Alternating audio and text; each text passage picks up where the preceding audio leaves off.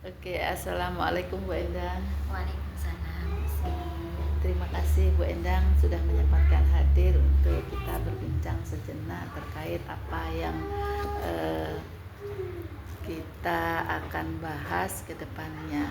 Nah, Bu Endang sempat baca naskah kecil yang saya buat tentang model sosial disabilitas kemarin.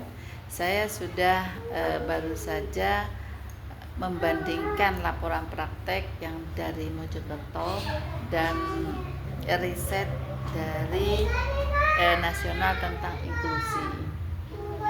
Oh, yang tentang simulasi empati itu, tak?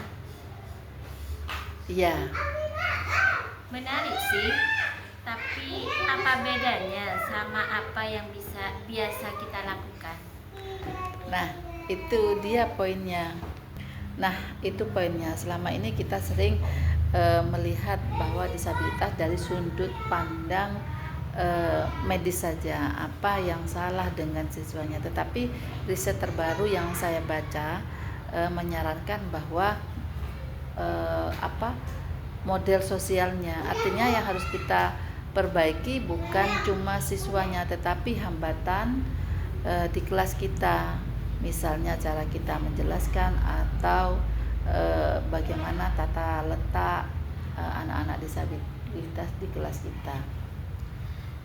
Tapi apa itu benar-benar efektif meningkatkan empati siswa lain? Kadang anak-anak malah jadi mengasihi bukan menghargai. Nah, tepat Bu.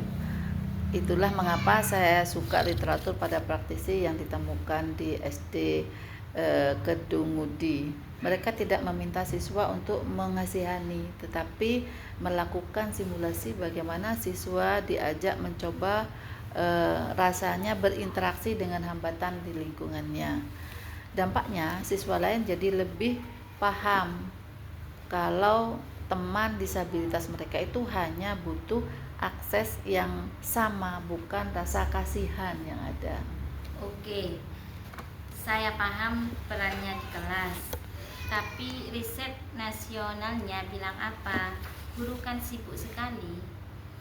Nah, riset Kurniawati, riset yang internasional bahwa menerangkan tentang tantangan terbesar kita adalah kurangnya pelatihan teknis. Jadi apa yang saya bagikan ini sebenarnya solusi cepat untuk menutupi celah-celah pelatihan itu. Kita bisa melalui dari hal kecil, simulasi di jam dengan bersama wali kelas.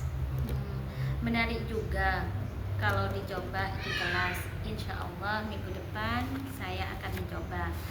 Nanti saya minta rinciannya kegiatan ya Bu. Oke, terima kasih Bu Endang.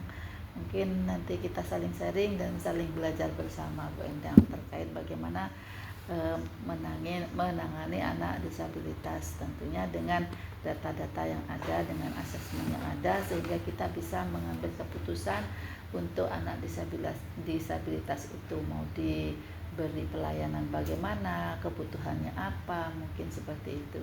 Oke, terima kasih Bu Endang atas bincang-bincang sedikit pada siang hari ini. Semoga apa yang kita bicarakan nanti bermanfaat bagi kita dan anak-anak kita. Terima kasih Bu Endang. Ya, sama-sama Bu Sri.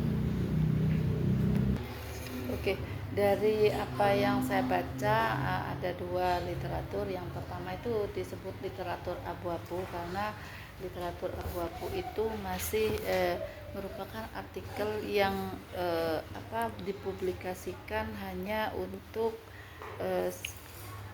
organisasi atau pemerintah atau akademisi. Oke Bu Endang, terkait apa yang saya baca, ada literatur yang abu-abu.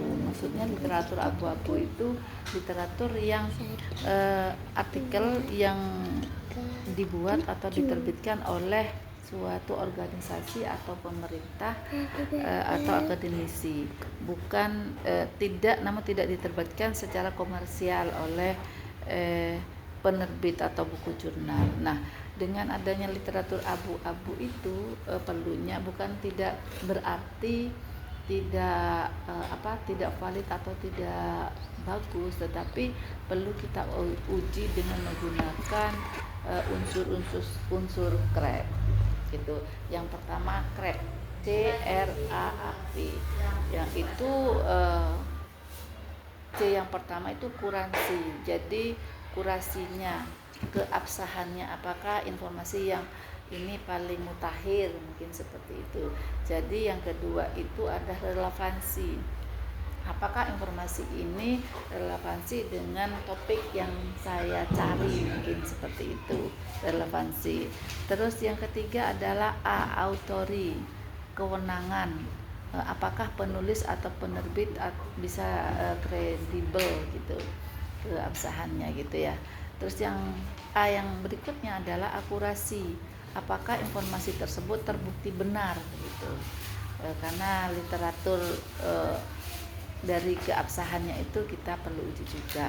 Terus yang terakhir adalah P, purpose atau tujuannya. Apakah terdapat kemungkinan bisa pada informasi tersebut. Jadi literatur yang saya baca itu yang pertama terkait dengan literatur abu-abu. Yang kedua adalah literatur internasional.